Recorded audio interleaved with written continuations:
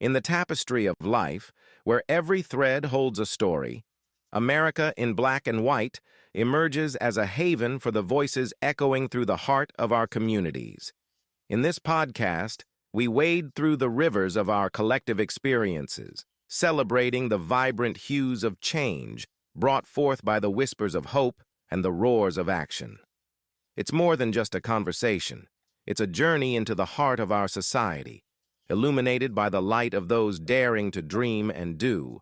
Join us, and let your voice be the melody that guides us toward a dawn where every color finds its place in the masterpiece of our shared destiny.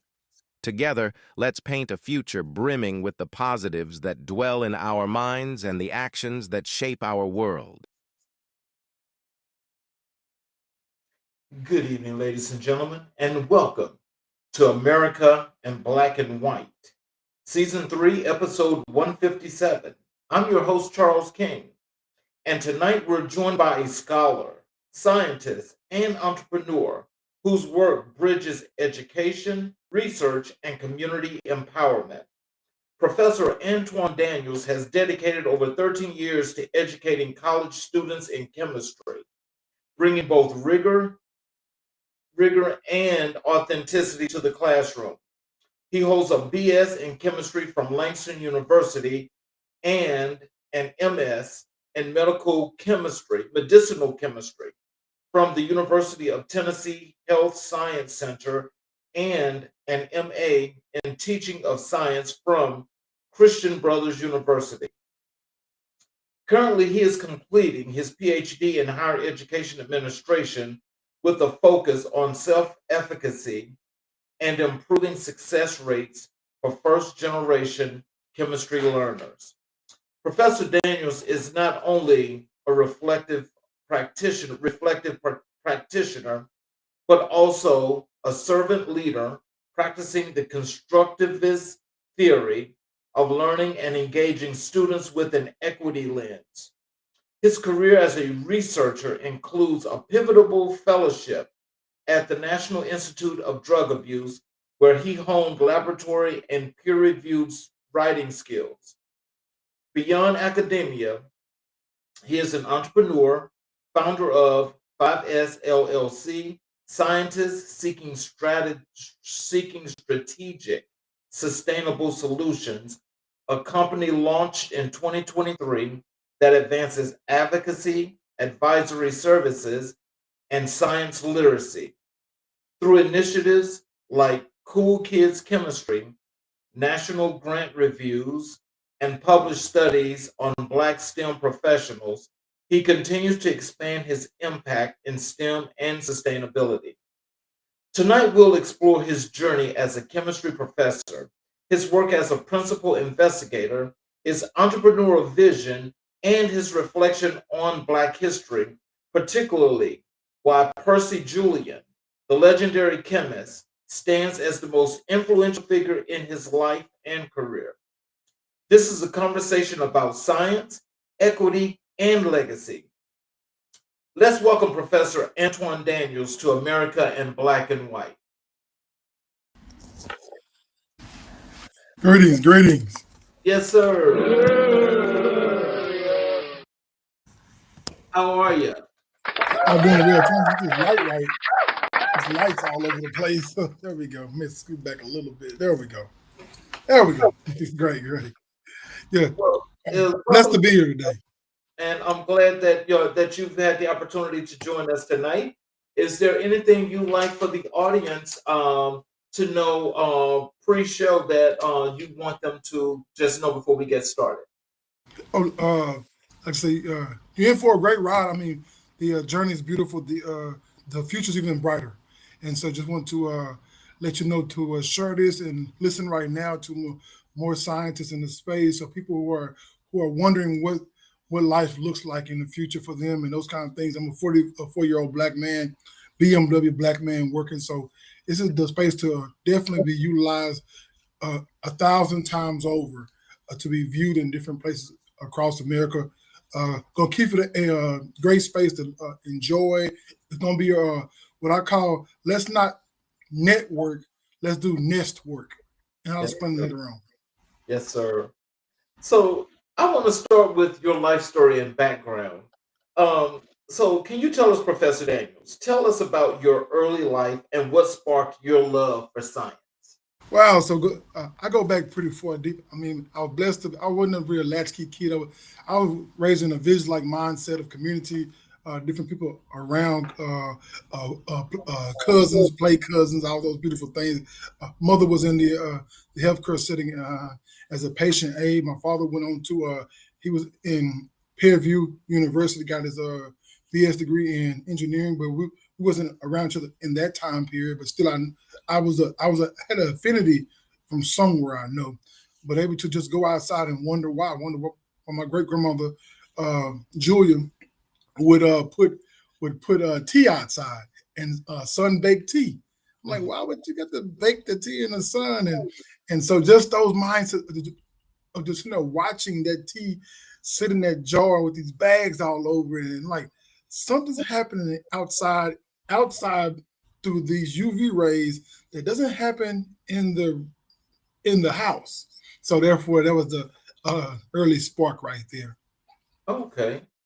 And so did you always just learn a lot of things, or were you just always in the company of your grandmother a lot? So early on, yes. So I was raised in a way I consider, to me, it's a good thing, but due to teenage pregnancies, I was raised with four generations of women, which Mm, was very impactful on me in a positive way. My sister Tatara being the fourth generation. So I had my sister, who 4 years younger than me, was doing a great job in Dallas, Texas, being a leading the way down there. And then I had my mother, who had me at 16 years old, 15 years old. And then I had my grandmother in the same mhm. household, who had her when she was 16 years old. And then I had my great grandmother. So Oh, I had wow. four women in the household and functional. My Mhm. great grandma worked until she was down with colon cancer. So she worked until in her 70s. And so to see that being in the household around those things were very pivotal to my mindset of what the experiences of women, of where they approach things, the science behind cooking, science behind, we had a peach tree, fig tree in the backyard, and we would utilize those in different kind of ways. And just so many things were around me. And I never say I grew up without. I grew up with everything I was supposed to have to be where I'm at right now. And so Oh, my father's side was also well experienced. Remember, I think when I turned 9 years old, and I got to see him. Into many different things. He was a business owner, cowboy. He was a into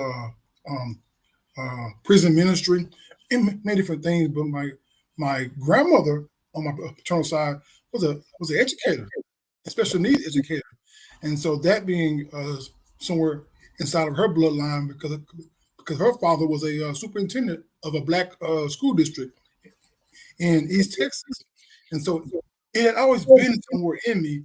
It took some things to come out of me. I will always say that that sometimes you got to be in the fire a little bit to really mhm. get what comes out of you. So I experienced that early on, and then like I said before, I ran across I want to say it was Jet magazine, and it Mhm. would do like little special pullouts. Right. It was a guy named Dr. Percy Julian, Mhm. and that kind of was what someone said, what is he doing? What did he do? And I just couldn't believe it. I'm like, oh, okay. But later on, it would come back to my life later on when I was in college, but not then. It wasn't my impetus then. Yes. Oh. So, how did growing up shape your perspective in education and equity? Oh boy. You went deep on this question now. Okay, so it was strange. So this is the purpose. So I'm not. I don't try to false claim the first generation title because I was raised first generation, but my life experiences were my dad's side makes me none first generation college student. Mhm. But I was I actually went back and forth between what people consider the urban core schools, Dallas ISD, Mhm. and into a school called Duncanville ISD then, which was considered to be the suburbs. And Mhm. so between the grade of third grade till about sixth grade, I was back and forth between these two different school districts, so I actually saw it like Mhm. vividly. If I was a researcher then, I would have great studies. So I saw it because I would see what a teacher in the Dallas ISD, the frustrations and the challenges in the early years of my time, but the care.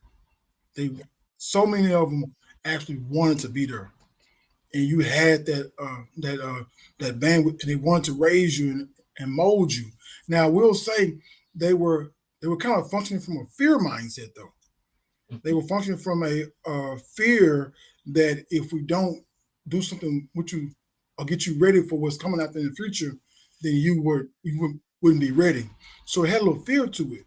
Then in the suburban schools, it was in a mindset of faith. So they had a faith in you that you could do anything and be anything. But only problem was it wasn't so evenly about do anything. It was normally the person beside me who could do anything. And me, you're gonna do one thing I tell you to do. And so it's kind of like it was more of a breaking moment. And give you a good story. I came into the school late in Duncanville ISD, and they put me in a mixed class, a class with third grade and second grade students, the hybrid like class, which was a beautiful model to me personally. It was considered the overflow. And so I told buddy of mine, a young white guy like me, a white boy like myself, a black guy. I told him, hey man, when you go to our school, we're gonna put you in the same class with me. We're gonna have a good time. Mhm. So I started then. I remember sitting down in my chair.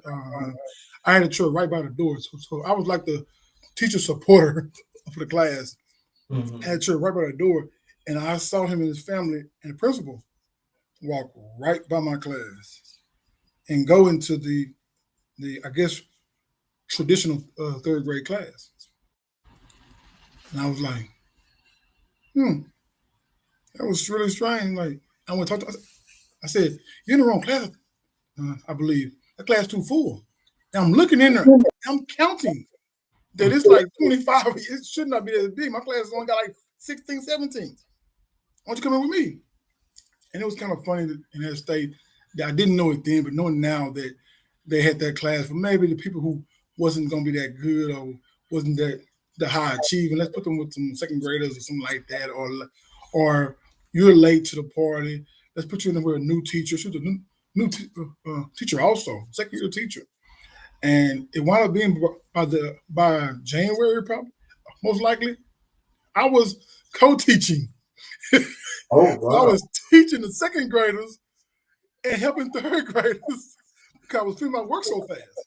And so I Mhm. was co-teaching the class right along with my teacher. It was two of us actually. It was another young black lady, black girl, who also did the same thing a little bit too. And Mhm. so we would do that. And it was so funny that I mean we kind of helped that teacher go through her second year, first year in Texas teaching, second year teaching overall. And so that's a funny but true story. And that's me seeing it clear as day of people deciding who should learn or how they should learn and where should we put our resources behind. So Okay. yes. So, what inspired you to pursue chemistry at Langston University? Oh wow. Okay, here we go. So now going deeper into it. So Langston University was a blessing to me because my football. So I became my first love was soccer, and that changed the game because my coach was like, "Man, you strong. You need to be out on this football field." And so I first loved soccer first at T.W. Brown, a school my father also went to too, and so went from there to Kimball, and football just became one of my things. I made varsity as a sophomore at a 5A high school in Dallas, Texas, big large high school in the biggest district. Well, not biggest, one of the best sports producer districts in Texas. In those times, we had Carter High School, which they made a movie called Carter High. Those are rivals. Mhm. Okay, and we're Kimball Knights and they're CC, so we're KK, they're CC. And so doing that, I had teachers who were pouring into me, but it was a weird pouring into. It was really weird. It was like because they had like a mindset like, okay, where's the value at? And we gotta. It was tell you the truth. It was an example of talented tenth. So the talented tenth, I wasn't a part of the talented tenth, and that didn't really bother me too much. I knew that I was different, Uh-huh. but there was something going on. And so I actually I took chemistry 2 AP, which was a very challenging course. Great teacher named Miss Ross, who wanted to become a Dr. Ross, matter of fact. And she saw me and she was like, what are you doing here? Didn't I tell you? Don't you be doing no more chemistry? And so I took her for chemistry 1 and just, it wasn't good. But I had a love for it. So she saw me and she set me down. She told me, sit over here. Sit right here. And she would say things like, don't you mess up nobody else learning. Don't you mess up nobody else. And so I would actually be doing labs on my own, kind of figuring it because I would not be on the pace with them. I would have my lab on time. It would be things that I had a lot of disconnection pretty much, not a lot of support. And so therefore, playing football, played all district, had a coach named Kenneth Miles, and he said, you need to go to Langston University. I said, what is a Langston? And where is it at? And so he jumped in the car. I saw him actually shake somebody's hand who wound up giving us gas money. So this man was doing this out of heart to say that these young black kids are going to see other places. And we got into a Lincoln car, a town car, and drove up from Dallas, Texas to Langston University, which is about 3.5 hour drive, 4 hour drive almost, and drove up, made it on campus. I seen this red dirt and this windy road in the country. And so therefore, I say, you know what? He believes in me. The school wants to do more. Historical Black College, they're very small. But then they had just produced a NFL player named Matthew Hatchett. And he also had another one also, I can't say his name, Noel Scarlett. He played for the, I believe, the Cowboys and Green Bay, I believe, in one more team also. I think the Vikings. And so like, hey, there's an opportunity here. That was one of my first experiences looking at self-efficacy. Because I kind of went there because I thought that vicariously, if those players could play here and go to the next level, well, what about me? So yes. Okay. Well, so how did your mentors influence your academic journey? Okay, so to go back again to the Dr. Ross, she wasn't a mentor. She was actually like an antagonist to me almost. But that antagonism is sometimes what a plant, what a seed needs. A seed needs so much water, so much soil and nutrients, but it also needs something to say you can't be in this spot forever. You can't be a seed forever. And so that right there is what a term, that will be taught me that I have to understand that there's pressures in life that I must get to. But these people have brought things to me, and now it was time for them things to come through me, I would say. So what came to me was Coach Miles, my head coach then, James Jones. Those mentors got me to the mindset. Doing chemistry was a semi-purpose accident. So I was in a building. They told me we've just stopped the history program. There's no more history program here for you. Oh, wow. I want to do history. I had some movie called Medicine Man, which is chemistry also, with Sean Connery. And I saw him walking in the woods, and I was doing kind of things. So I figured, well, man, I can do some history, be a high school football coach, and like do some things in the summertime every once in a while. So program shuts down, and I go to the wrong building, the Arts and Science building. Go up, and then I'm on the elevator with the Dean of Sciences and the Department Chair for Chemistry, Dr. John K. Coleman. Really cool alpha man too. Still working, not retired yet. And so he said, well, you should be a chemist. And I know this sounds really lame, but he said, you should be a chemist. and I kind of had never really heard nobody tell me where I should be. Okay. Never do it. Never. And that actually has transcended into my business now, but I had never really heard. I heard people say, do good, Mhm. but stop being bad. I heard people be quiet. I've heard all those terms, but the affirming of what I could do, I know people said it, but it just landed different from a black male voice who Mhm. gave a damn about me. Right. So this was the beginning of you being that chemist that you are today.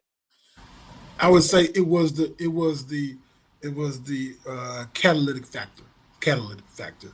It was pieces off of me. Like I said, my grandmother they had brought things to me on my dad and mom's side. They had brought things to me, but it Mhm. was time for something to come through me. So I had Right. to be pushed into the next level. Mhm. So what challenges did you face as a first generation learner? Ooh, right out the gate. So I got through freshman year, did amazing work, and then became a sophomore and took chemistry one. Got my butt kicked every single day.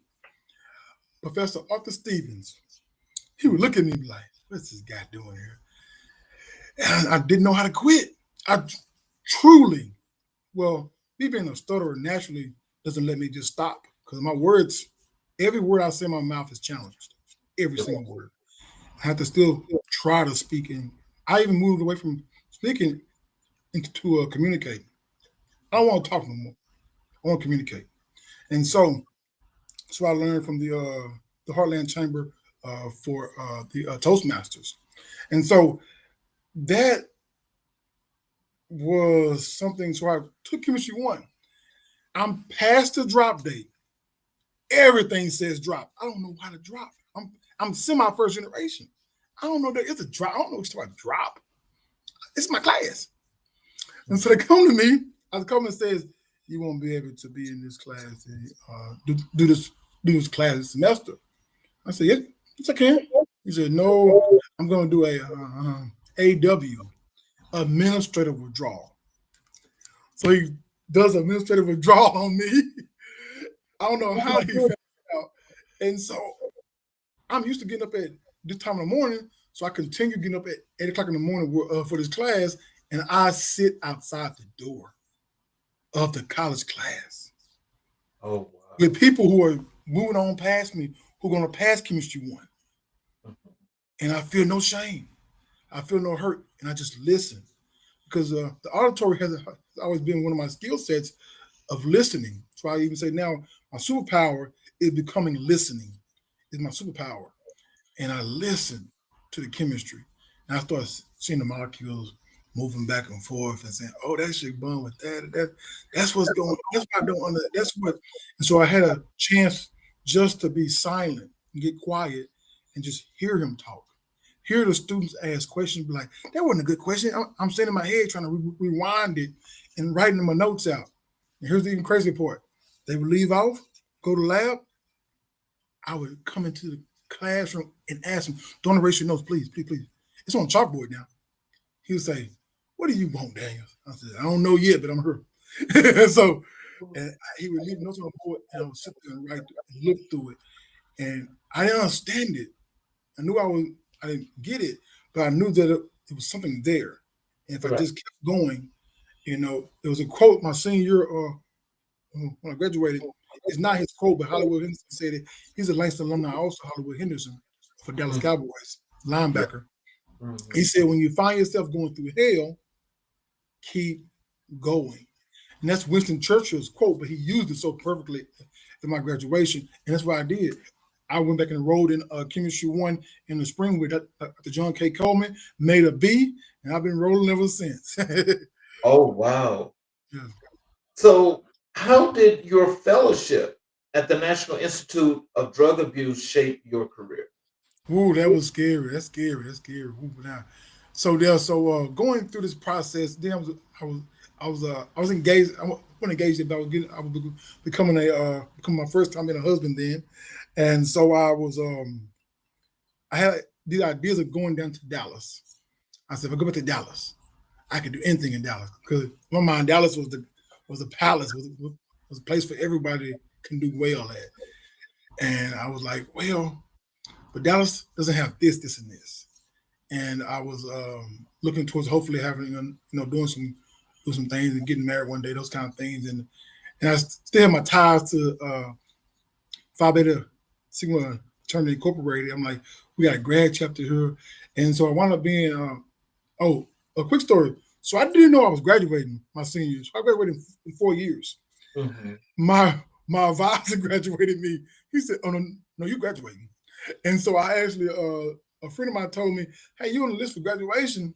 Why won't you at practice day? I said, I'm not graduating. I'm a Sigma. I'm chilling. And so he said, no. Go check it out. I went to check it out. I went to him. Hey, I'm graduating. He's like, yeah, you got to take 2 summer classes and you're done. I'm like, okay, wasn't the goal, but you know what? Let's do it. And I look over, and near the trash can, or probably in the trash can, was some papers. Oh, yeah, just throw in the trash can. I said, you just go through all the stuff so fast. And he said, there's not really much in there. I said, let me look through it. And so I take this out of the trash and look through it, and it is a grant in there where you can write to be a extramural fellowship, post-baccalaureate. Mm-hmm. It's on paper. I have to go figure it out. I go figure out who has grants in the Oklahoma area. Boom. I figure that part out. Then I figure out where would I possibly like to go. I run across one of the best people ever, Dr. Ray Matsumoto. I don't know her at all. Zero. Never seen her name. Zero. I presented research. I've been on posters. I've did these great things. No knowledge of her. Mm-hmm. I say, I'm gonna do research with her. So I go home and type on a typewriter, on a digital typewriter that kind of makes all the sounds and stuff, all that. Yeah. Mm-hmm. Type it up. I say, what can I do to make her lab better? And so I had been saying this way back in time. What can we do to? And I had never wanted to work for somebody. I want to work with you. I can do more with you than I can for you. I still tell people that today. Try to work with people as much as you can. Because working for them creates a hierarchy that can get real weird sometimes. And so I apply. And it's a little bit of money now. I will say it's a small amount of money. It's $23,000 a year. Okay. Back in 2003. Okay, brother? And even I know that this low. But I said, I got a certain level of dog in me. And I think that self-efficacy, I would talk to my grandmother on my mom and dad's side. It was weird because they wouldn't ever talk to each other, but I would call one, then call the other, and get these two kind of life moments. One of more of the the academia side, and one more of the making things happen side. The on the ground side. Mm-hmm. And I would think about that a little bit. I would take that right there and merge it together. So that these two Black women saying 2 different things on 2 different phone calls, but I would put it together, and that kind of became one of my guidance of the way I approach things. My dad would say a few words to me, coach me. He taught me the T chart. He said, take your positives and your negatives. If you got more positive than negative, go forward. You got more negatives on the positives, leave it alone. And so, say correctly, leave it alone. But I'm from the country. I just call myself country and crazy a little bit. So I say, leave it alone, and leave it alone. Yeah. So that happened. And then she said, yes, because I then found out you got your own money. You helped me. Mm-hmm. So I went and found my own money. She had to spend nothing out of her pocket. She even got a stipend for it. I found out she even got a little bit for it. And so was able to become first author on a paper with a lady named Dr. Who became Dr. Erica Aya. Did that with them, wrote 2 more papers with them also, and learned about this publishing world. And that was a whole new world for me. I knew about research a little bit, but the publishing side, and that was doing some strange things. That was me doing research on finding sigma receptors in the brain that were activated during certain drug use, such as cocaine, HMB, GMB, and one more ecstasy, GHB. And so these different kind of chemicals, MMDA also, will be activated in the brain. And so I was so crazy to think that I could help stop drug abuse. I could stop a cocaine addiction by making a molecule. But it was a man doing this from Washington named I can't say his name right now, but he was a great scientist, and met him twice, once. And I said, if he can believe he can make molecules that will stop drug addiction, then why can't I? So I worked on that side, running those numbers, mice samples, brain samples, all these different samples, just doing a lot. And I just did a year of one class, which rolled me out. It was one of the hardest classes I ever took in my life. It was a college level. It was the class that first year medical students take. It was a 6-hour class. Oh, wow. Physiology class. Oh my God. I didn't know the body could do so much stuff. And I'm like, listen, but for example, I only took zoology. I only took one bio course in my undergrad because that's what my curriculum said. There was nothing wrong with that. Right. But the problem was because of coaching, my person who I landed with didn't know that, and they just put me in a course. I probably should have been in a different course, but that's all in hindsight. Yes. So there we go. And did that. Went to Puerto Rico for the first time, and they paid for it. And they do all this right here. And I'm like, okay, so you can just travel on these funds. That was National Institute to Drug Abuse. That's where I learned about the NIH. That's where I learned about HHS and all these different organizations. I'm like, Health Humane Services. I'm like, whoa, I found out that's where all this grant. I'm like, if we know now, we learn about this now. We're talking about billions of dollars of grants. Right. Like, okay, something's there. And there we go. So, what role did peer-reviewed writing play in your development as a scholar? Oh wow, man! I want to tell you, being a stutterer, we can get, I wouldn't say get mistreated, but we can get put in our place a lot. Where people don't want to hear you talk at certain points. They don't want to hear you fully elucidate your sentences, fully speak, because you just are sometimes frowned upon and those things.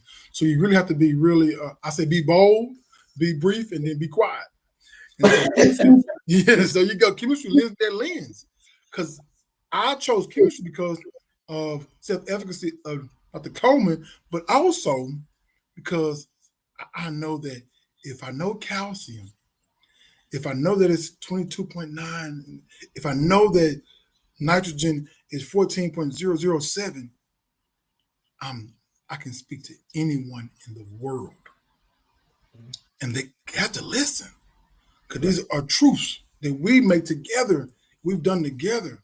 So I believe that chemistry was my greatest end to communicate, because it was so finite and it was so accurate and it was so universal. We actually say carbon that way across the world. You go to space, you go to Pluto, you go to Mars, it's still carbon. And so that gave me the power to say, if I can speak chemistry, this language, I can do anything. And so, those kind of things. But to go back to your question necessarily, you saying, what again now at the end? Peer review. So your peer review taught me that a mantra of 5S right now. 5S stands for scientists seeking strategic, sustainable solutions. A mantra of 5S is that we communicate, we collaborate, we are chemists. And when we say that mantra, when you hear some kindergartners, when you got kindergartners in the room saying that, and when you got these students saying all these things, it could be just ground shaking, groundbreaking almost. But peer review taught me that you're going to write something, and somebody's going to say, great job, or somebody's going to say, horrible job. But in the end, they're going to say, what are you, try this, do this. Where are you doing this and how are you thinking about this? And so I have a quote that I don't share with everyone because it's kind of a mean quote, and I don't believe everybody should practice it. But I'm gonna give you a quote, and it says, "When people put you in your place, let them." And part of that was T.D. Jakes. Bishop T.D. Jakes says this, and what he's saying is that in that place, there's going to be protection and provision for you. And if you're willing to understand that not everything is meant to hurt you, is that and it's not meant to be insidious and to break you into all these different things. If you let the words come to you and you are able to go through that moment and go to that place, there's space for you there. And so peer review tells you, hey, you didn't look at this ANOVA. You didn't do a bivariate regression regression analysis. You didn't do this. What about your IRB, your institutional review board? Did you go through that first? Did you get approval? So peer reviews give you a chance to do that, and it gives you a chance to communicate. And they don't know it, but they're collaborating with you too, because they're sparking, they're inciting something inside of you to say, yes, oh, okay, I didn't think about this. And people say the word humbling. I don't use the word humbling. It is level setting of what am I doing here? And then once you know what you're doing here, you can rise back up and write. Recently, I just took 14 months, but I'm now a National Science Foundation principal investigator for a $400,000 over 3-year grant. I'm paying out for it. Yes. Thank you, brother. Thank you, Mr. King. And so, but that was a process of someone ignoring me at a meeting, then me coming back to them, and to get me out of the face, they said, go look at this, go do this. They really did. They thought they was sending me away. They thought they was, as the Latino saying says, they tried to bury us, but they didn't know we were seeds. Yes. You told me you're going to keep growing. Yeah, and you thought I wasn't going to be able to understand or utilize or whatever it may be. Right. Guess what, baby? Oh, no. I'm from Dallas, Texas, and I live in Kansas City right now, and I know ain't how we move. And so I learned that, okay, you put me in my place, and if I go to that place and just stop and get simple, there'll be protection for me and provision. And there we go. So that peer review does that. Then we went on to UT and did peer review. Was on 2 papers there under Dr. Richard Lee. He's the leading scientist in the chemical biologicals at St. Jude Research Hospital right now as we speak. He's amazing at his work he does. He's been grant funded over $100 million in the last 10, 15 years. Yes. So can you tell us, through all of that, where did you get the resilience that you have? Because it seems like every time somebody tried to push you down, you kept going, or you would push back, or you would get up and keep going. Where did that resilience come from? Okay. Ooh. It's going to be a long one. You find what's a long one? Because it comes a few times. So it comes first of all from a stuttering. So as a stutterer, I had an Aunt Bridget. I love my auntie. She would tell me, go write it down. You be quiet. I'm tired of hearing stuttering. Go write it down. And so I would go write what I had to say. And then so it comes from in football. It was like, okay, I couldn't be the captain because I couldn't say all the chants the right way. But I still became the captain because I couldn't say the chants the right way, but I could write up the plays. So you tell me to be quiet, and I go get busy somewhere else. So you put me in my place, I still become captain, and I still make all district in football. And so this resilience came from, I think my stutter is probably the best rationale for it. And for anyone listening, it's the challenges. Your challenges are speaking to you. They came to you. God gave it to you. And is your manifesto almost is to bring it through you. And I say that so much. And then I have speech I'm working on. Well, no, I'm ready to put into the classrooms and put into the graduations. We want to manifest it now. I want to be the Kimball High School graduation speaker. It's a 7-minute speech called "We're Not Hating on You, We're Waiting on You." And that means that there's things inside of you that have to come to life, have to be pushed and pulled and entangled with. But we're doing this, and you think it's hate, but it's not. It's waiting for the seeds to come out of you, the amazingness to come out of you. But you need certain pressure put on you. And so, with a tree like this, with a tree that's grown in the natural setting outside. It grows way differently, immensely differently than one that grows inside of a greenhouse. Because of the wind and the external factors, the rain, the drought, all these different ways, the tree, when it blows during the wind, it will shift and it will teach itself to grow stronger roots on the right side. And then when it levels back up, it teaches itself to produce more sales of wood on this side to protect itself from the future winds and the future challenges. And so I think that my resilience has came because I've been grown outside. I've been outside a long time and engaging with peers my age, adult men, all the different kind of ways, engaging with life, engaging with racism. When I didn't even know it was racism. I just thought they didn't like me in particular. But I found out, oh no, that was probably racism.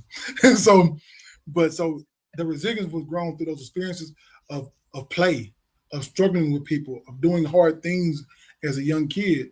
And that's why I always say I wasn't misfortunate or disfortunate at all. Playing outside and being engaged with others and riding a city bus in Dallas. And all those things were just as part of my resilience to say, I'm going to do something and it's going to happen. And so I would say those moments were just challenging moments. I wanted to go into I got my second master's, had 3 kids then. 4th child came later. And then first wife was pharmacy school, finishing pharmacy school. And so I pulled myself back and didn't work on my doctorate and worked with her to get her through pharmacy school. That was beautiful. That was me. But I practice now called we over me.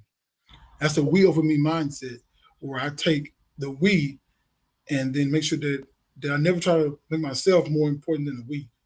And so I think those kind of things have built my resilience of now as being in my marriage now, a father of 7 kids total, 7 great humans, matter of fact, great humans, and a grandfather. I became a grandfather this year.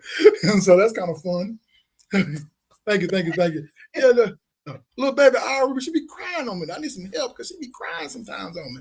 And so, but yeah, we'll figure it out. But to me, she's not crying. She's just speaking the language that she speaks. And so I listen. I try to figure out what I can do to make it better. But yeah, so that's resilience. It just came from, to me, no was never no. It was just not yet. Right. Mm-hmm. Yeah. So let's talk about your work as a chemistry professor. Okay. Yes. Can you tell us, how do you bring the constructive theory of learning into your classroom? So second master's was about science teaching, and so I was in Memphis, Tennessee. I'm telling you, everyone know how to teach. The Delta, Mississippi, Memphis, Tennessee, and Chicago. Them 3 places where if you want to learn how to teach somebody, how to reach them, you got to first reach them first. Reach somebody, then teach them. You have to reach them twice. You want to reach somebody. And so it was there where I began to understand this. I began to learn theory of teaching.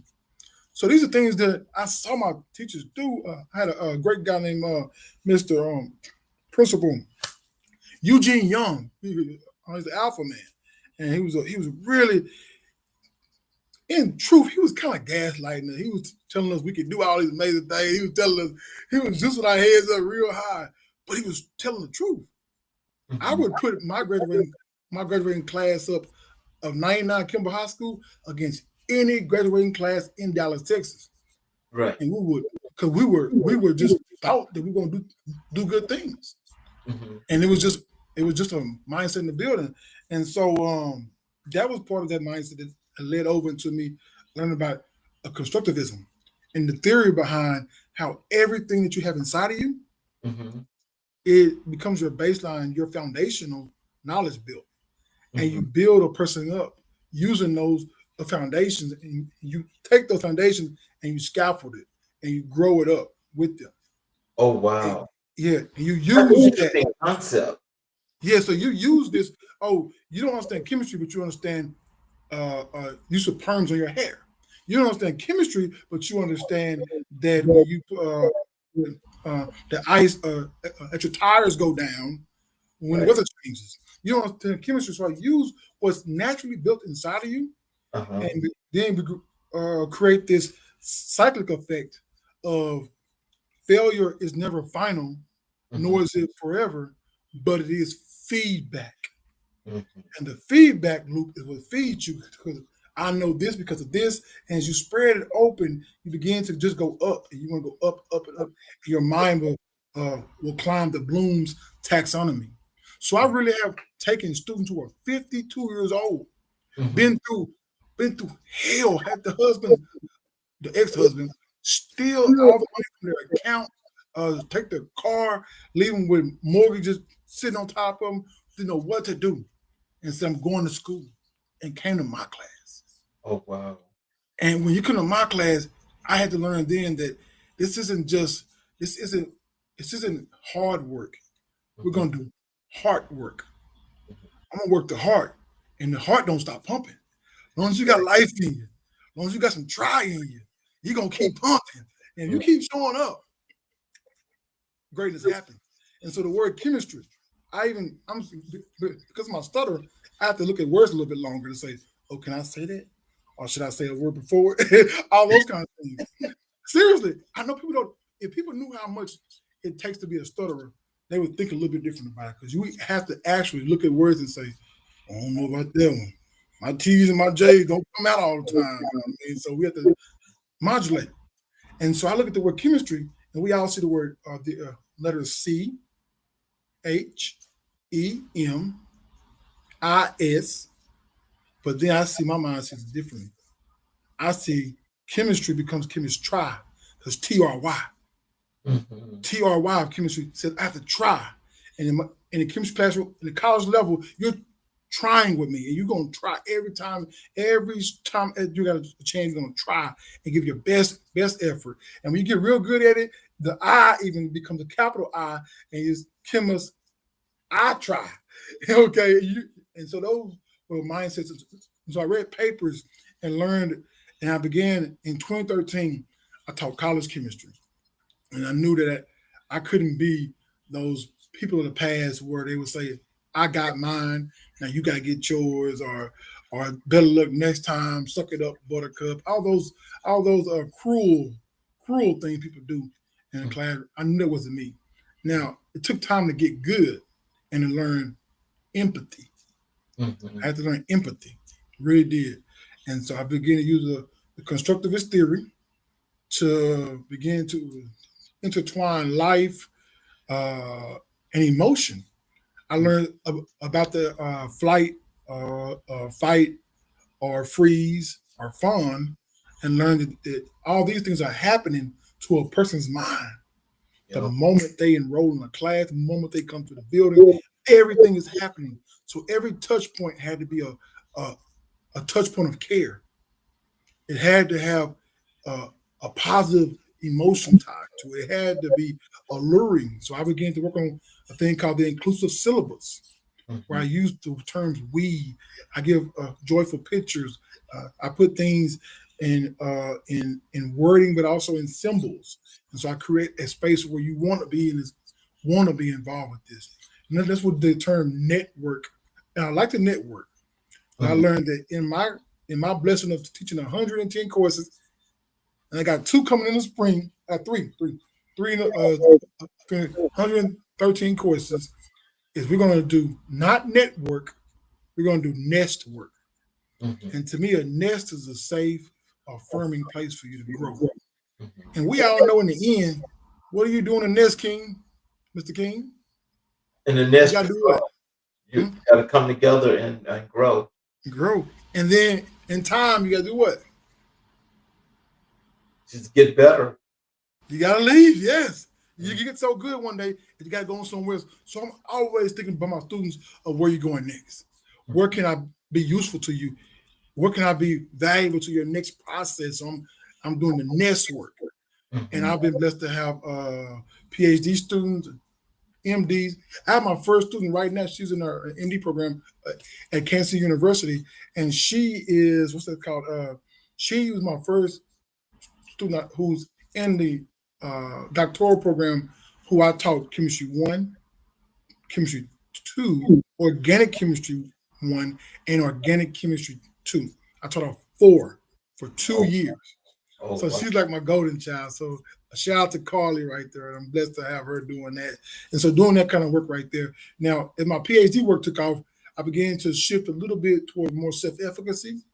And so that what gets me into a different realm of becoming more of a pragmatist a little bit, which is kind of challenging for me, but I'm growing in that space. Well, we got a couple of comments here. Oh, wow, okay. And this one I'm gonna put it on the screen. Are you doing this? So also, I also was blessed to do. I wrote a chemistry textbook. Not to I have nothing against McMillan. I love him. McGraw-Hill, love him. But this is once again when people put you in your place, let them. I did a practice run with Cengage. Cengage said, "We don't like it that much." They paid me a small amount to go away. And then a person from that company left that company, went to a different company, and said, "Hey, we like you. Keep on writing." And I wrote my own chemistry textbook. We've had over 300 sales, and we're getting better every year. Going to be in multiple colleges by 26 fall. We'll be in 2 more colleges across the Midwest, and hopefully going down to Texas soon. And so that book has been called Pathways to Allied Health. And I believe in a pathway. How can I make a pathway for you? Let me not be so many spaces, people are gatekeepers. And so I don't want to be a gatekeeper at all. Never.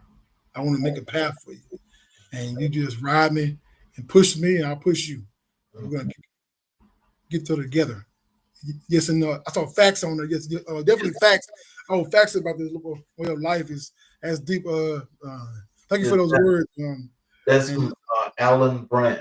Oh yeah. That's my father. Yes. Oh yes, my dad. Yeah. Yes. I'm blessed to be his firstborn. Both sides, mama and daddy firstborn, and he's speaking life into things. He's been coaching me up lately. Last week he got down my butt a little bit, but he'll be all right with it. I'm be all right. But yeah, coaching me up on this entrepreneurship space. Yes. And Beauty Petty says, "Congratulations, cousin."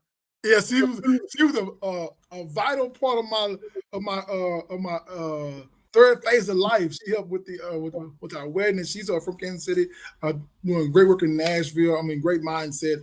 I mean, debater, amazing debater, great with numbers, can do anything. And so, yes, congratulations. I'm so happy for her pouring into me and being valuable to what we're doing, especially for my wife and what she's been going through as being a elected official and really being up on the gun, not the gun, being up on the pressure of a quote I use that says, "I never want to be right, but I need for us to get it right." Yes. And so that's definitely something right there that's true. And my wife, Melissa, she's been trying to help us get it right for a while in this space we call Kansas City. And Alan Branch again says, "Trophy yellow smiling." Oh, he raising the trophy. Yeah, that's the victory lap. The victory lap.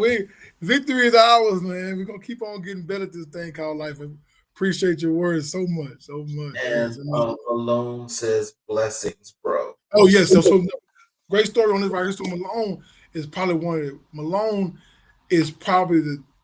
I'm gonna give him number 1, but he probably number 1, 2, or 3. Somewhere a top 3 in my life of confidence. of Mhm. showing up and stoicism.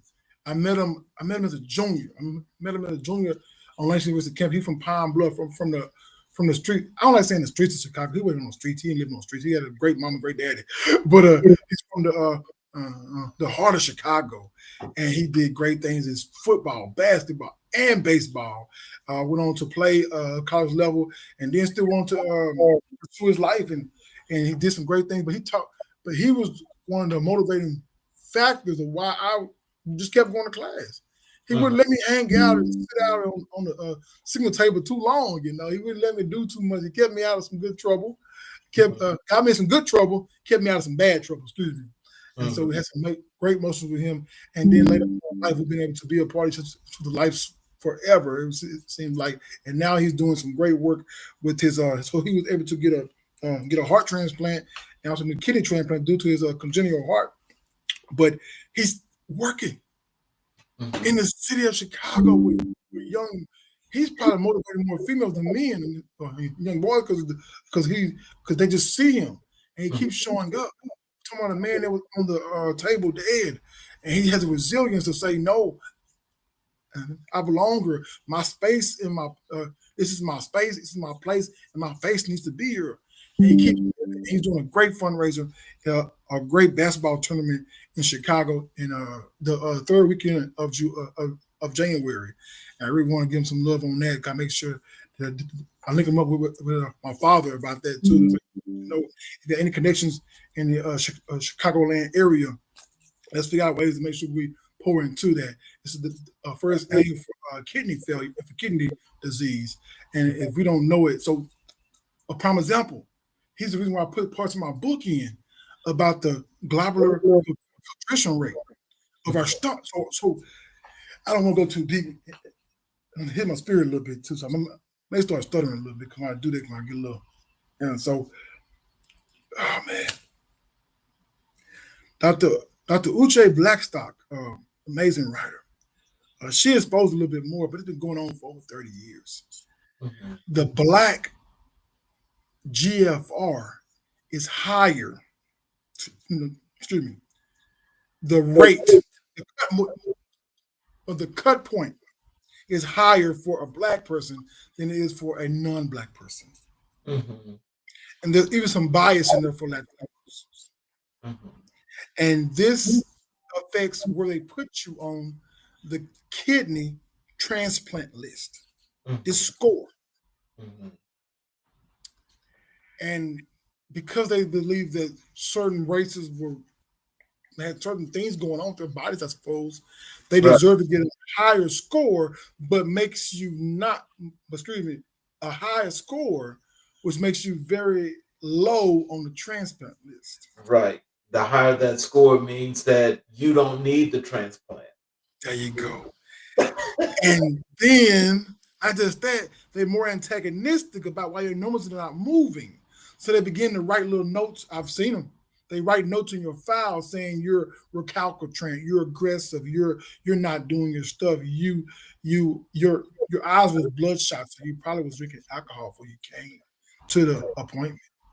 They begin to say these things, and that leads to you not being able to be as high on the kidney list. Now, there are some people who may have their challenges, but that's not the majority of these black men and women who need kidney transplants. And so to put you into the pay system, hope I'm not preaching too much now, put you into the pay system of dialysis, put you in a prison of dialysis, they put you on this right here list, and they either you pay to live or we see you later on. I hope you make it to where you're going later on. That's what I'm getting caught up in this vicious, I call it a death cycle instead of a life cycle. A death cycle of you either pay to live and you're on this situation versus on this situation. And if you make it to the list, if you do get high enough, well, I hope you're ready. We'll see how it goes. And it does happen now. I will say it does happen. But that was done. And they just started fixing that the last 12 years. Hospitals. Yes. I have another comment for you here that's in the chat. And this is from Melissa Robinson. It says, great discussion, great stories. Thanks for lifting everyone you connect with. Oh, but that's the goal. That's the goal. I'm we over me. I know it's a gang sign, whatever you want to say. It's we over me every time.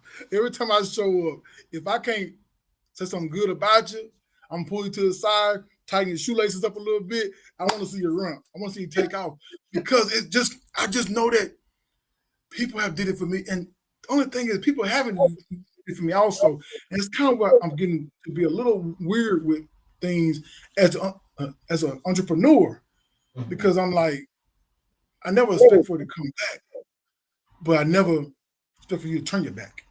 mhm, And so there are some people I'm like, I wonder what's going on with that. I'm not expecting for you to do anything for me. I'm not really very good at being transactional. It don't really work for me. I do a gig or something like that, but I'm more transformational. I mhm, want to see this evolve and grow. I'm helping. I want to help mentor this young guy named Charles. Man, Charles got energy, got spunk. He want to go do. He want to go buy a real cool hoodie. I might even give me a hoodie also. And I was just brought. I was what comes to me must come through me. I was brought to him by a professor, colleague, and I'm saying, you know what? I don't know how I can be valuable, but these are small. I call them micro affirmations. mhm, If I can do some small micro affirmations and say, hey, we need you. Hey, let's keep going. Even sometimes be a little tough on you, be like, hey, boy, don't do it no more. And it may sound like that, but it's coming from a good place.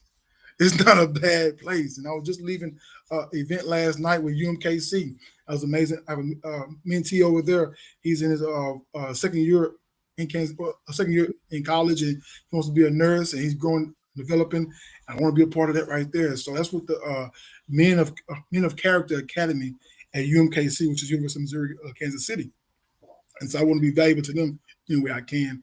The same way I'm valuable at MCC as a chemistry professor, but also as a grant writer and PI, but also as the one of the advisors for uh, MOC3, which is a national program called Men of Character, Courage, and Culture. And so with that, we are supporting that. So I want to see that happen. I don't have a band. I have a bandwidth personally, but they can't pay me for it.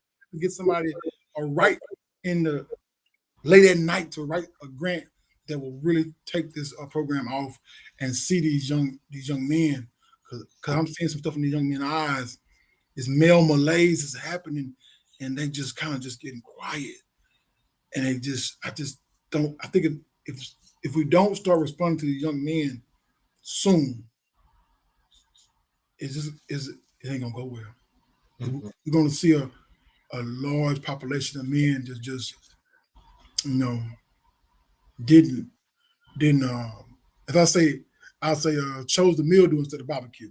And so they just sit back and not do Well, we won't let them fall by the wayside because I think it. as long as people are doing the work like what you do, that's got serious impact on communities, and there are other platforms like this one.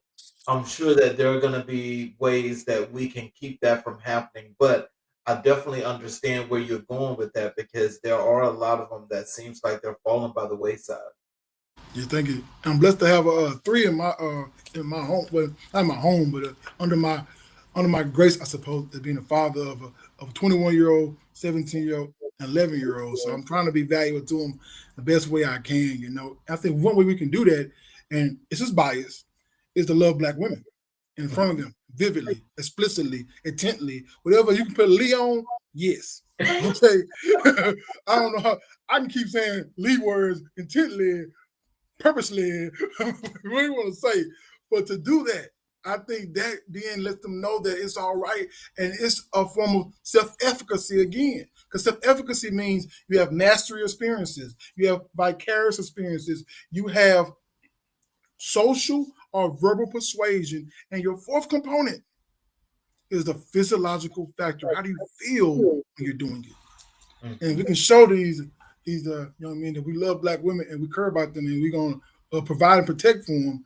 I think that's gonna be valuable in that space too. But it's a lot of people doing everything. I will say that Kappa's got Kappa Guy right. The Omegas are doing great work. I mean, the Masons are doing good stuff. 100 black men, not a part of them, But I'm coming, y'all. I'm coming one day. Those are doing great stuff. And I will tell you, it used to be some good football coaches, but that's getting weird. Too much money in it. And I'll be as simple as said. I used to be in the game. I was a hell of an offensive coordinator, defensive line coach, and offensive line coach. I can coach it up right now. I can put it on the board and make it happen fast. But if some of these guys start getting in the game for the money and for the likes, yeah, no, they ain't gonna make it. They ain't gonna make it. You can't like no young black man. You got to love him. All that liking, you can move on, buddy. You got from around me with that liking. You have to love these young boys. What strategies do you engage students with when it comes to an equity lens? Oh, okay. So I'm trying to give a program to Reach Healthcare Foundation, and it's a mindset around crucial conversations. And so I created a program called Science Friday. I'm writing curriculum up, and it's through, I'm a for-profit business, but I'm going to partner with a great nonprofit who wants to put the work in, and we're going to have crucial conversations that I have in my classroom already of just having people go into a moment. So here's a simple thing: is there's not many Aldis that sell Similac or Infinite. Lord, wait. I'm sorry. I just got a visual when you said Similac and Infamy. I'm sorry. Yeah, okay. So now, if you don't have a grocery store near you, if you're on what they call a food desert or sometimes a food swamp, when you have the wrong kind of food, it's a swamp. So food swamps and food deserts. My new son, Jeffrey, wrote a whole piece about it. It's amazing mind. That boy gonna be good. I'm telling you, it's gonna be good. And so he wrote a piece about food swamps versus food deserts, and this space that people are in. So if you have a baby, a newborn, and you're not breastfeeding, where are you finding these foods or this Enfamil or this Similac from? Only certain grocery stores sell this. And so we bring in, so why is that a big deal? We'll take it back to folic acid. So that's chemistry. So nobody in the world can tell me the folic acid molecule is not chemistry, B12, and all these great vitamins, and all these great proteins that are found. So you can't move that off of chemistry. You can't DEI that, because truly DEI today means what I'm seeing, the people who are trying to stop it who really didn't earn it. They're in some of their roles and they didn't earn it. And so, and they don't understand what folic acid is, so they get mad. And so folic acid is needed for the vital strength and growth of a child in those early phases of life. It will stave off many infections, many mental capacity, all these things. Well, if you don't have a grocery store, you don't have those kind of things. So we talk about folic acid and the protein and the early childbirth and those things as chemistry layer of it, what chemicals are needed to feed this child. And then I'll say, where are they at? So guess what we do? We then put a map up, a national U.S. map that's made by the federal government, and we see where's WIC being most used there by the counties. Women, infant, and children. So boom, now I'm correlating to, oh, I live there. We don't have a lot of WIC use. Why not? Is it because people are not enrolling, or they don't have grocery stores to go to? And if you know you don't have folic acid, then what are you saying about this baby? What are you really saying with this baby? And that even leads me to understand when you had all these tax abatements that we get in these certain urban cores to say, hey, come build your stuff here, and we'll give you a tax abatement. But what I'm noticing is your tax abatements are taxing my babies. And they don't have the tools and the resources in our community that they're supposed to have, because these stores can't be built or can't be made here or can't thrive here because they have to have a certain amount of income and cash flow. And so that's how I bring in these components about that piece. And that's normally done through early on in the syllabus. I use the student learning outcomes, and they are ubiquitous across every chemistry class. So everybody can do this right here. And the way I approach it, I take a molecule and I bring that molecule to life. And so I take a product and I find the people. And what's the intersectionality of this molecule in mankind? That's how I do it. Let's talk a little bit about your life as an entrepreneur. Oh man, that's scary. What inspired you to launch 5S LLC? I'm definitely sure. I mean, Melissa's a big factor. My wife's a big factor of it. The ecosystem. I want to make listening my superpower, Mhm. and so the ecosystem. I got quiet. Wrote a chemistry textbook. When people put me in my place, I let them put me in my place so I could sit there and look. And what I learned was you pushed me back, and then you took a hit. You took the hit, and you taught me that. Oh, I don't want to be over there. I'm going over here. And so I the shifts and stuff like that.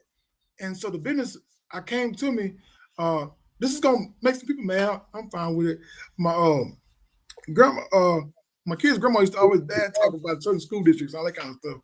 And she used to just talk about, I'm like, what's going on? Why she talk about so bad about them for?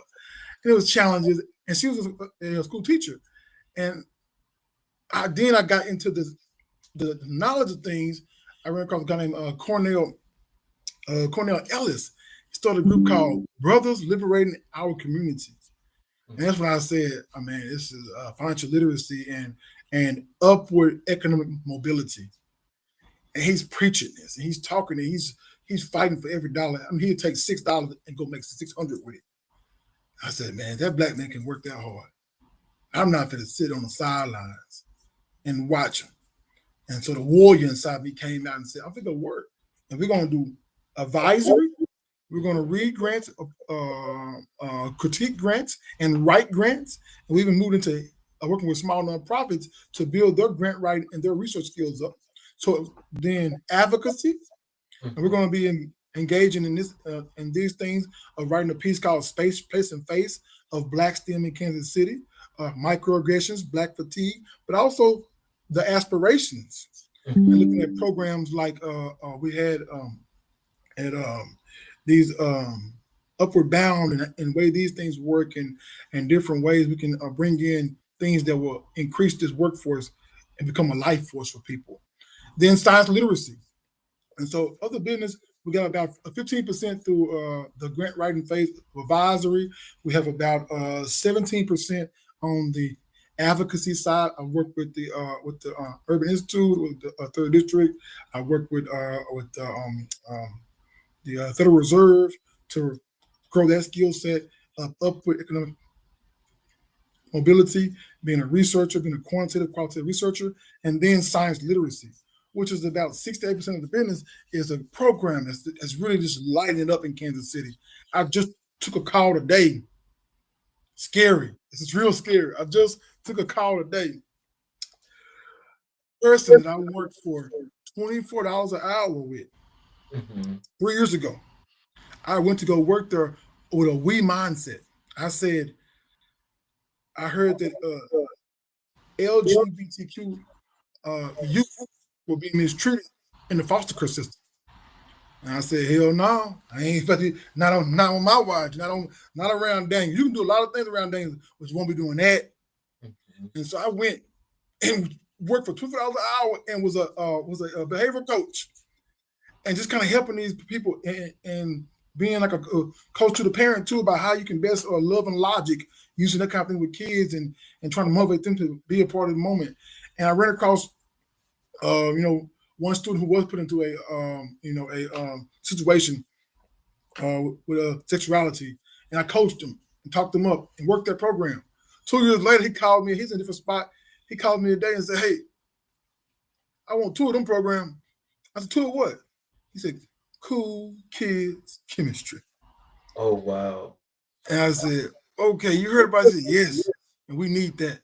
And so the ecosystem told me this, that people needed this engagement. So I went and talked to people, and they was like, we don't know, because a lot of people, Kansas City a little different, Kansas City a little different. I won't lie to you, it's a little different. They a little different. In Memphis, it's like a my cousin mindset. It's my cousin. So he can do well because he's my cousin. In Dallas, it's a mindset around my clique. You from my high school, you from my clique. In Kansas City, it's more like, it's mine. What you want? And so it's a my mindset of more like, I've got mine. Now, if you can get something, that's fine. wouldn't say a fixed mindset necessarily, but it's a mind mindset, and that kind of comes from the history of Kansas City a little bit too, of it being one of the biggest cities that are still ran not even their own police force, ran by the governor. One of the, I mean, it just has a lot of history, a federal job history, and then just a lot, you know what I mean? But so Yeah, but the ecosystem remember, told Charlie me, Parker is from Kansas City. say it again? Charlie Parker. Yes. Oh yeah, he's a king. He's Yeah, the king of he's the king of Kansas City. I almost said blues or jazz. I'm a yeah, blues president. I'm from the yeah, South. Okay, I yeah. like some. I like some. I like some. You know, it's too many dishes in my sink.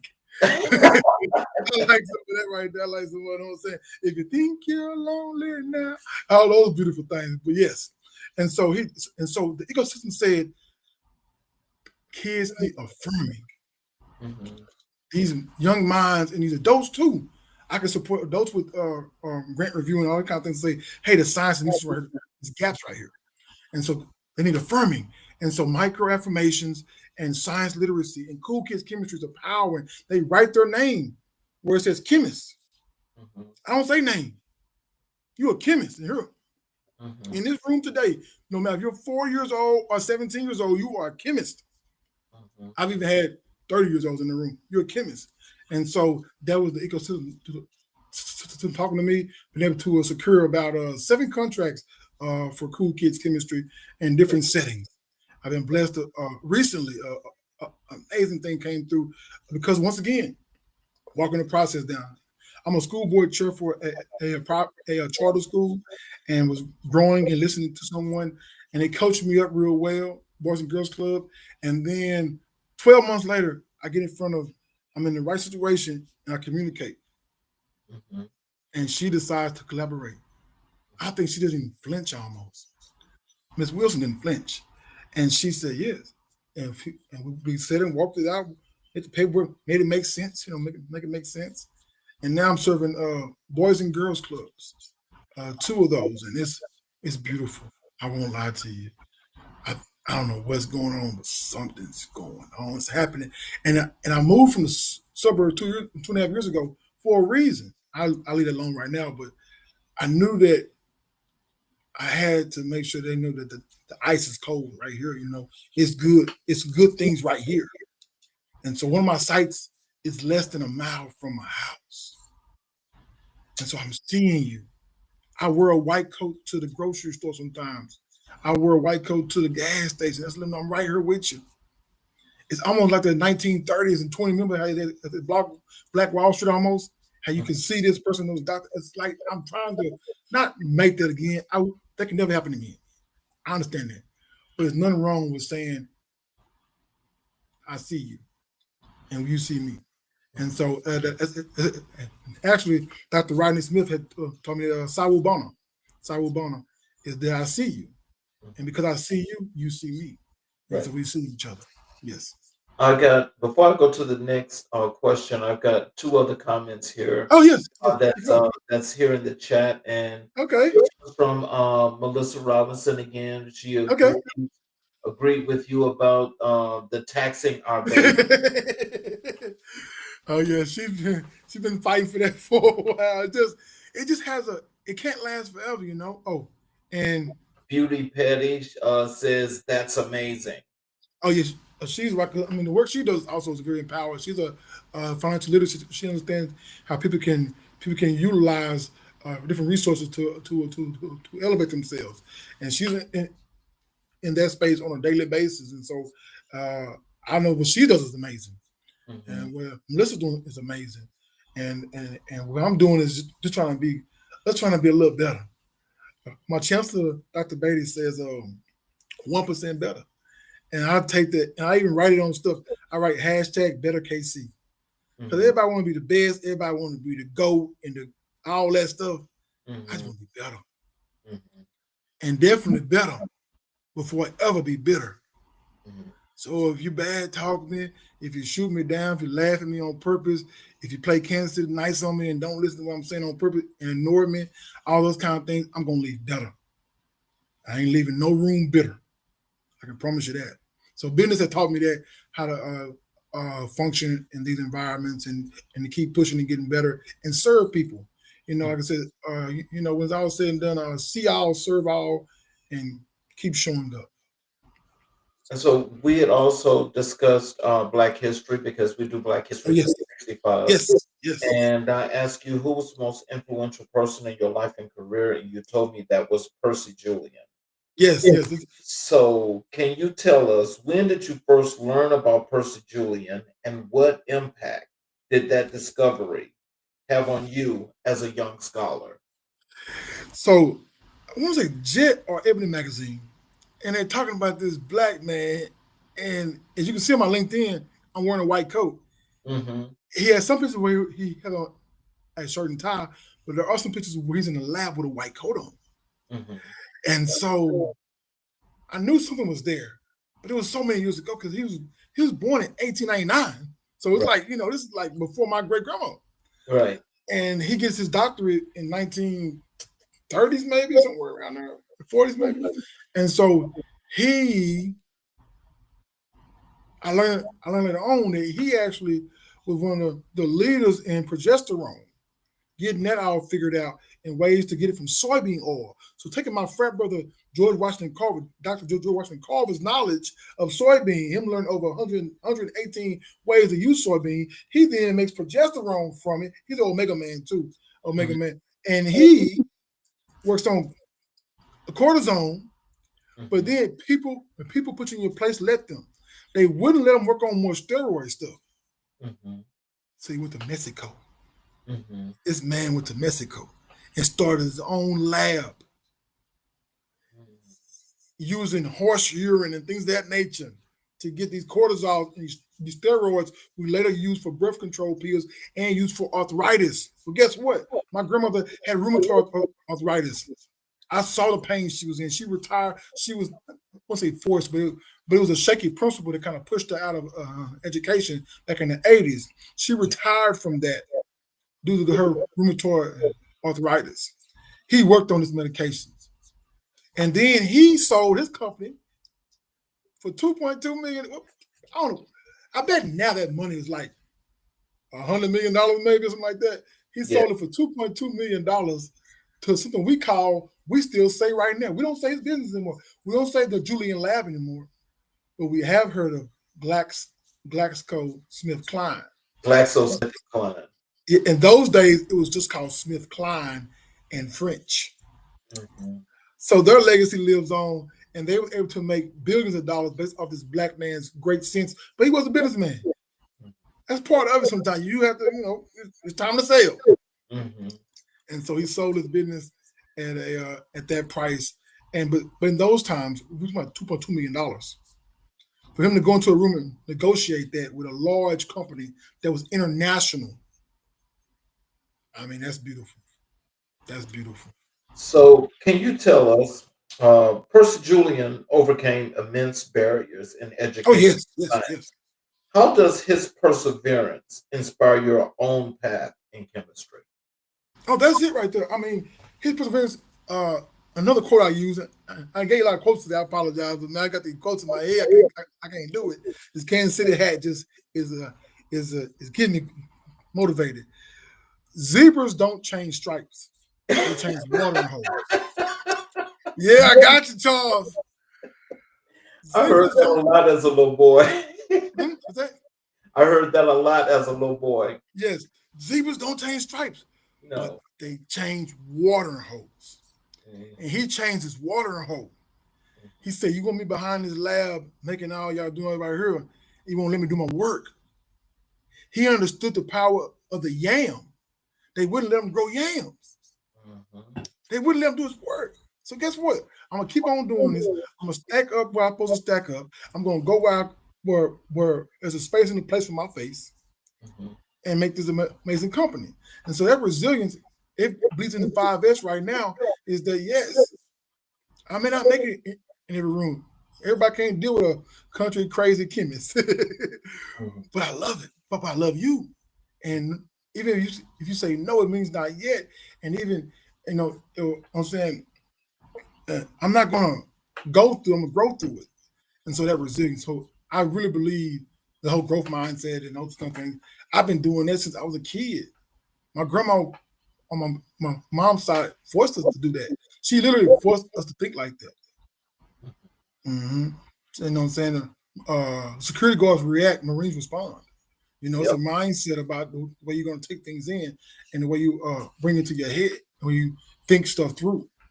And so, yes, I really believe if my grandma Judy would have had more chance to be out here, she would have been motivational speaker, most powerful black woman in America. Her brain was just that powerful.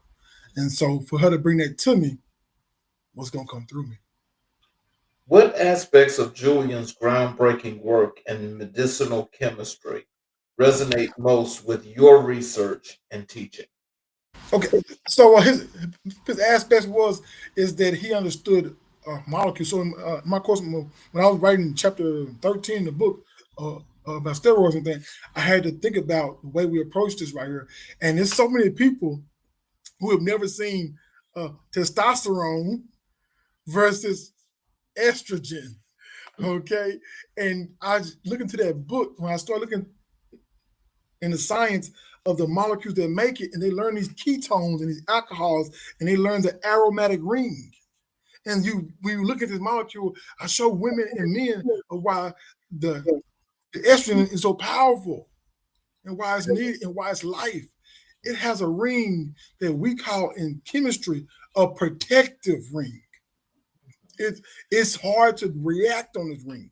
This ring is foundational to what takes place here. If you bother this ring, you mess this whole thing up. So if you protect this ring, if this ring protects the molecule, I think about how that's what our women are doing, are protecting life and protecting the world through estrogen and through a molecule. So I use his thought process, the way he approached things, by saying he went as far as to look for certain kind of horses that produced this at a higher level. The more protective horses had higher uh, um, steroids in the urine, Mhm, especially when they were pregnant. mhm. So that mindset of knowing that the percentage is higher of this molecule because of its factors. So I took that in my classroom of how do we get through this room, how do we get through this space, and knowing that person Julian was resilient. And when people said no, he said, where do I go? I'm going. I got to go here. So I know that when you come to my room, we're not networking, we're nest working. I know you got to go somewhere, and I have a place. It's gonna be a place for you. Now I may have to go make it sometimes. I'm going to write a grant pretty soon from Kaufman and the Community Capital Fund to go say, hey, I need to go train community chemists to get them into these jobs, into these into these milk factories and these Belafonte and these uh, my favorite. I'm a little biased, um, but the ice cream places and all this kind of stuff, working in these fields to grow science out. And so I take his work and say, you know, a failure is never final, nor is it forever, but it is feedback. And so I just keep building off of that and keep showing love and being authentically me. You know, I like to laugh and joke. I'm too playful, probably a little too playful, but it just keeps me vibrant, keeps me uh, understand what the youth are talking about. You talking about 6'7", so I make 6'7" jokes in the classroom and stuff like that.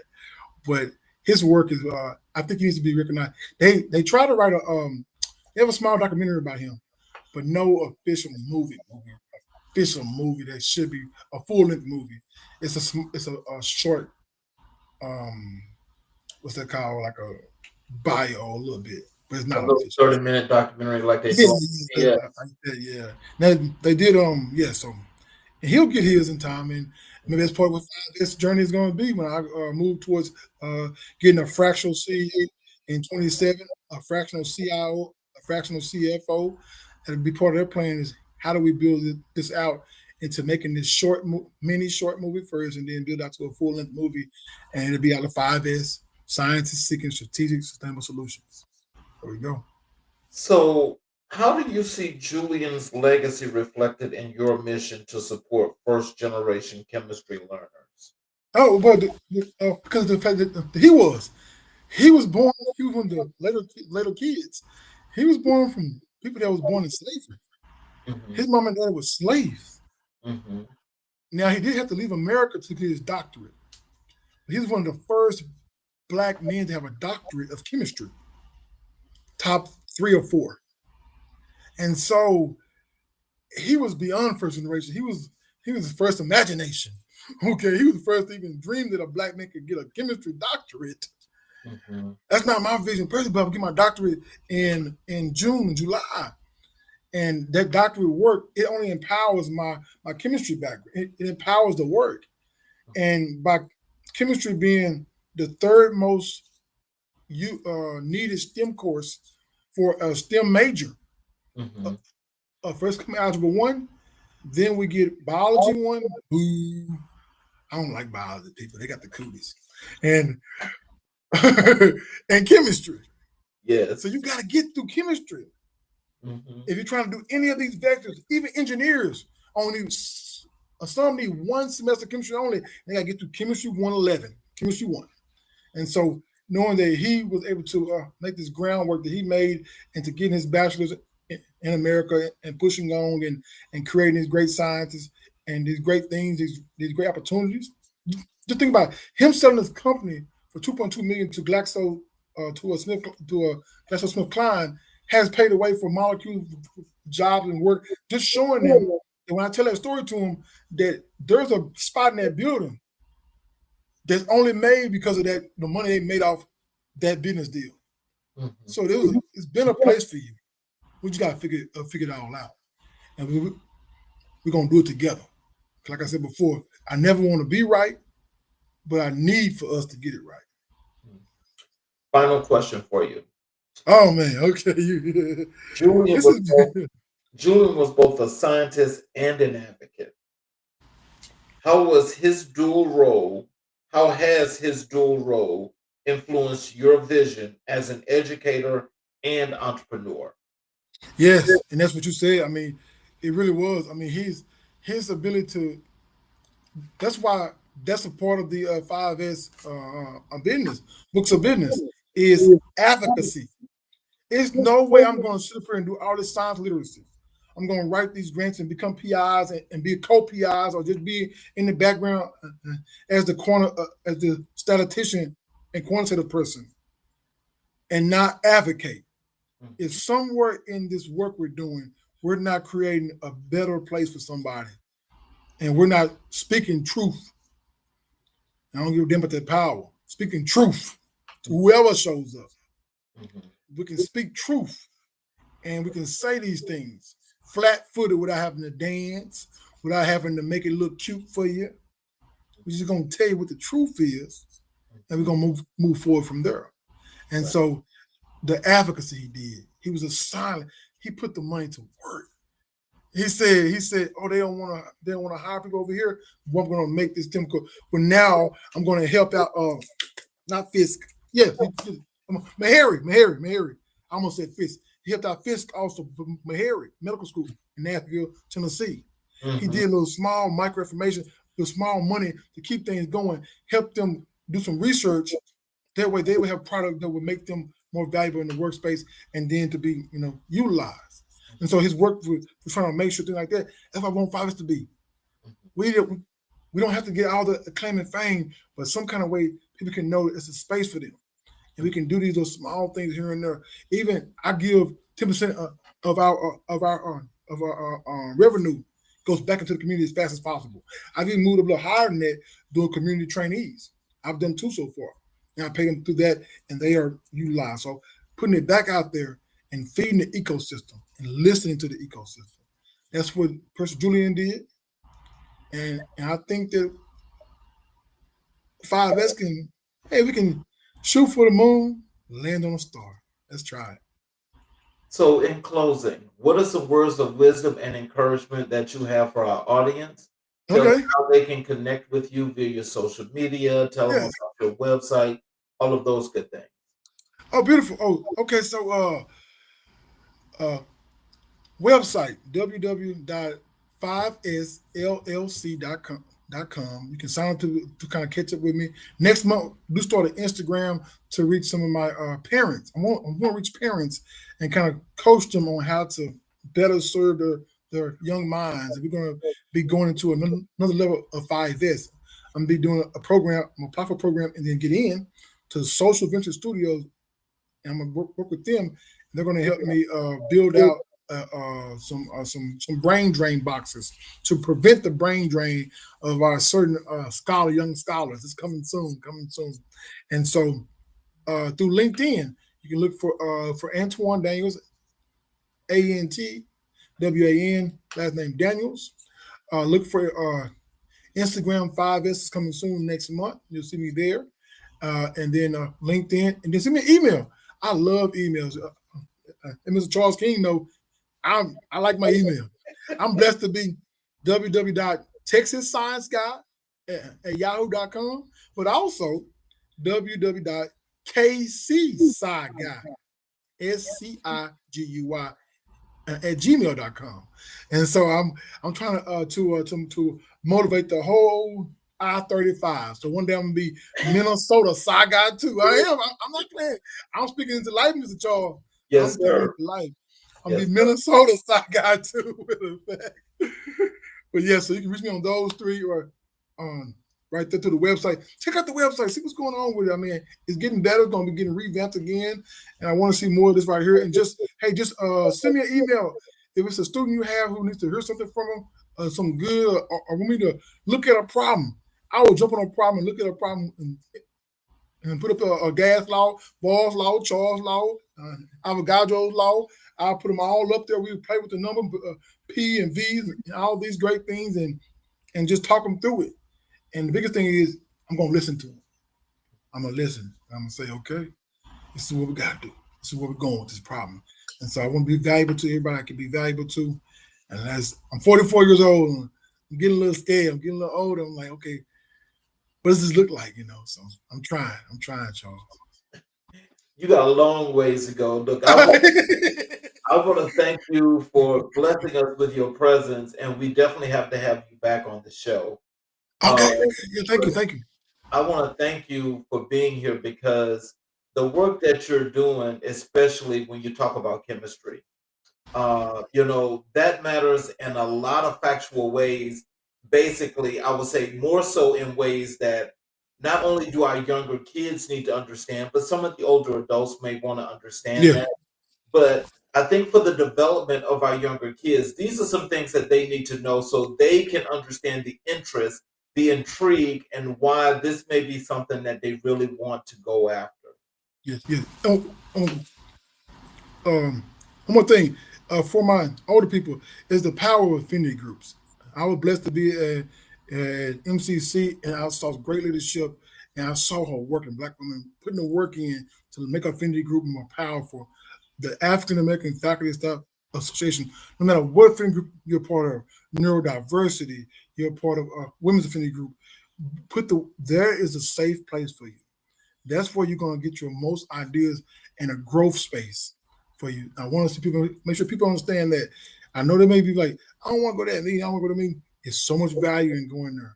And when you go there, you're gonna be empowered. And I want to bring it up real fast because that's something I don't speak enough about, but I'm going to start speaking more about those affinity groups. Yes, sir. Okay. And for those of you that are watching on any of our 8 channels that we broadcast live on, I appreciate your support. But those of you in particular that are watching on the YouTube channels, if you have not yet subscribed and enabled all notifications, I ask if you will please support us by subscribing and enabling notifications to our channels, please. We definitely would love to have you to watch each and every show as we go live, but you'll also be able to go back and watch some of the previous recorded shows, and you get to learn a lot as to the information that our guests have dropped here and will continue to drop.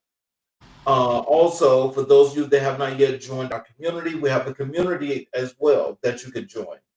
There's one side where it's got the podcast. The other side, you can do networking, you can do posts, you can read posts, you can comment on posts.